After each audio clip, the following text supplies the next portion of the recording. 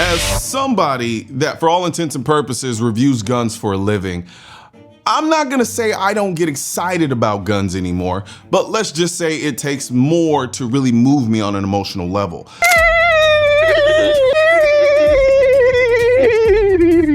I do videos on guns for a bunch of reasons. Sometimes companies send me guns. Sometimes I just feel like talking about a particular gun. Or sometimes you guys won't stop telling me to talk about a gun, so I do it, even if I don't give two shits about the gun. But at the end of the day, I am an ammo-sexual and a Pew Collectors Anonymous at heart. Message. I love guns and I love shooting. So even though I've been doing this for a long time, there are still those guns that surprise me, that excite me, or just make me fall in love. So even though I've been doing this for a long time, there are still those guns that surprise me, excite me, or just make me love what I do all over again. And that's what this is about. I've never done this before, but I want to start something new on this channel. A yearly list of my top 5 guns that I've done videos on. Not just the guns that came out in 2024. These are the ones I've shot, reviewed, or talked about this year that stood out to me.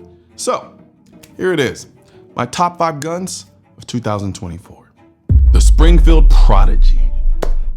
For me, the Springfield Prodigy was the first entry-level 2011 that didn't feel like an entry-level 2011. The whole 2011 craze is still kind of new, but when the Prodigy came out, I literally said in the video, if I were going to design a 2011 at this price point, it would look like this. The Prodigy had this aesthetic that I absolutely loved, and when you combine that with the price point, it was a no-brainer. I had it for a while before anyone even knew about it, so I had plenty of time to really fall in love with this thing.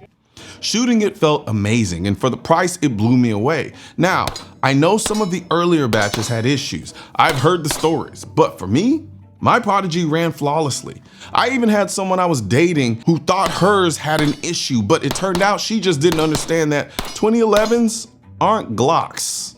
These are high-functioning machines, like supercars.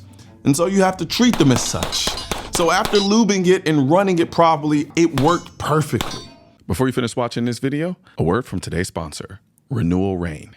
If you know me, you know that I'm a sparkling water fanatic. I almost drink it exclusively. I just can't do flat water. So I'm happy to have Renewal Rain as a sponsor of today's video. They're a brand new drink company on the market, and their Psalm Squeeze Lemon Lime flavor packs a fresh taste with a bit of Dead Sea salt and calcium. No preservatives, no artificial sweeteners. And as a faith-based brand, Renewal Rain brings a little extra something for believers, a reminder to renew, reflect, and recharge.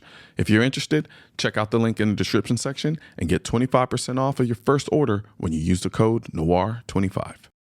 All the ammo used in this video was brought to you by Noir, maker of the most innovative, most accurate, and most effective bullets and ammunition in the industry.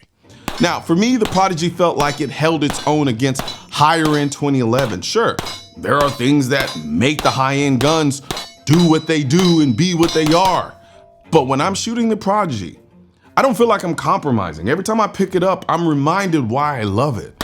I'll shoot other more expensive 2011s and then forget about the Prodigy for a little bit. But then when I come back to it, it's like falling in love all over again. That's why it's one of my absolute favorites for 2024. What is 2024? 2020, learn how to speak, dude, Jesus. Anyway, this next one might surprise you. The B&T TP9. Yeah, it surprised me too. You see, the B&T TP9 made this list, and I'll be honest, it has one of the worst triggers I've ever felt in a gun, hands down. But despite that, it's also one of the coolest guns I've ever reviewed. The TP9 is like the 9mm MP7 we've always wanted, but could never have. It's compact, it's futuristic, and it's fun. I love the concept, and it just begs to be loaded with lights and lasers and all of the tactical accoutrements you can think of. It's not perfect. Far from perfect, actually. Pretty damn far from perfect. The trigger is awful. It doesn't like jagged hollow points. But for some reason, I can't stop wanting to make this gun better. I bought a new trigger, a B&T suppressor, and I'm fully committed to decking this thing out. The TP9 speaks to my inner gun nerd. It's not just about shooting, it's about owning it, customizing it, just enjoying the idea of it. And that is why I made this list. The next gun on the list of my top 5 guns I've done videos on in 2024 is the CMMG Mark 47. Now, I've always been a big AK fan. My very first rifle was an AK. However, AKs are AKs are AKs and are AKs. Being able to shoot a 7.62 by 39 round out of a different platform that's not an AK, that's as refreshing and cool as the Mark 47, is a whole different experience. I've gotten so used to shooting the 7.62 by 39 out of the AK platform that while I wouldn't call it boring, it's just gotten a little stale. The MK47 changes that. It feels modern in a way that still respects the roots of the round, blending the emotion of an AK with the practicality of an AR-15, but it's not just an AR with an AK magazine sticking out of it. It's its own system, its own platform. It's familiar in all the best ways, but still unique enough to be exciting. It's like the Mark 47 took everything I love about AKs and ARs and mashed them together and made a mutant, a very good looking mutant, mind you. I will say this, the brace doesn't do the gun justice. I definitely need to SBR it because I think once I get a proper stock on there, it's going to take this thing to another level entirely. And honestly, I think I might start preferring it over my AKs, though that's a hard sell because AKs have that whole legendary reliability thing. But man, the Mark 47 is just such a fun and refreshing experience. It brings a new energy to a round I've been shooting forever, and for that, it's earned a spot on this list. The next gun, this one hits in the feels. And the reason why it hits in the feels is because it allowed me to do something I never thought I'd be able to do, which is hit a target, a man-sized target, at a mile away. And not only did I do it once, I did it twice. And not only did I do it twice, I did it within 5 shots. And I did it with the Scar 20S from FN. That's why this gun made this video. I already did an actual gun review on this gun, but taking this gun out and shooting it at a mile created a bond between me and this gun like very few others that I own. It's something special to me now, especially considering I didn't think for a second that it had the capability of doing that with that level of efficiency that it did. It's a gas gun shooting at a mile. You don't look at the Scar 20S and think, I can shoot out to a mile with this gun. But I did it with this one. Sent that 6.5 Creedmoor round all the way down to the target, the man-sized target, and hit it twice. And not only that, I just love the way this setup looks. This FDE and then the FDE Leupold scope, it's just, chef's kiss, times 3.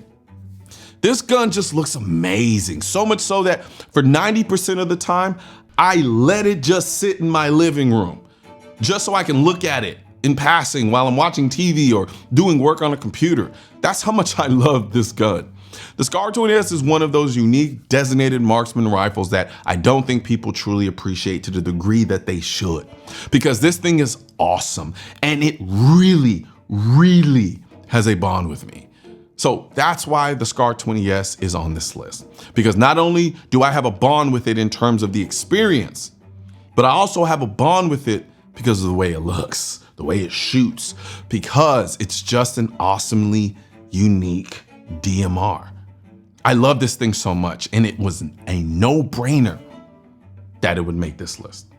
Now, as for the next gun, there are very few firearms on the planet that bring out the little kid in me quite like the Ruger American Gen 2 Ranch Rifle, especially when it's suppressed and shooting subs in 300 Blackout. This gun turns me into a child. Just watch the opening of the video I did on it, and you'll see exactly what I mean.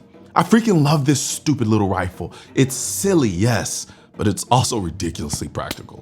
The fact that it takes magazines so I can plink away with 300 blackout subs all day long, that's just the icing on the cake. I did a video on the Gen 1 version and I really liked it, but the Gen 2 fixed all the little shortcomings of the first and turned this rifle into something extraordinary. From a hunting standpoint, from a practical standpoint, this rifle makes sense. But for me, it's really honestly all about the fun. There's something almost magical about running that bolt and sending a round down range with such quiet precision. It's pure joy. This gun makes me want to skip the technical details and just shoot. That's why I made my list. It's my happiness gun of 2024. Before I wrap up, I want to give a shout out to a gun that didn't quite make the top 5, but deserves some love. The SG55P in 300 Black. Talk about an impulse buy. I wasn't planning on owning this gun. I didn't even know it existed until I saw it at my FFL dealer. But the moment I laid eyes on it, I knew I had to have it. The FDE finish, the 12-inch barrel, the 300 blackout chambering, it's just... I've always had a thing for overbuilt rifles, and this one hits all the right notes. It's heavy, sure, and the LPVO I put on it only made it heavier. But it all just feels right. Shooting it suppressed takes it to a whole nother level, and while I probably like it more for how it looks than how it shoots, actually no, I really like the way it shoots too. That's not, I mean, what? Every time I hold it, I can't help but appreciate the craftsmanship and the quality. Which is crazy to me how this thing didn't make the top 5, but it didn't. While it didn't make the official list, the SG55P came damn close. So there you have it. My top 5 guns of 2024 that I've done videos on.